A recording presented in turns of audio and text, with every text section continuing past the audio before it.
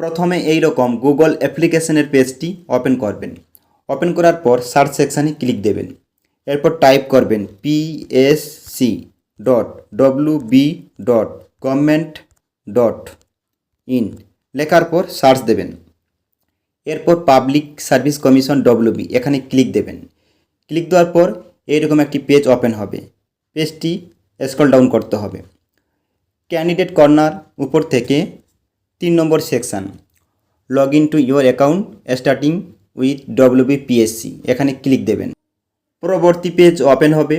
এরপর forget password ঠিক নিচের দিকে দেখবেন, এখানে ক্লিক দেবেন। এরপর এনরোলমেন্ট নাম্বার দেখবেন WBPSC এইরকমভাবে থাকে। এরপর নম্বরটি দেখে দেখে সঠিকভাবে বসাবেন। এরপর ডেট অফ বার্থ এখানে সঠিকভাবে ফিল করবেন। এরপর সেন্ড OTPতে ক্লিক দেবেন।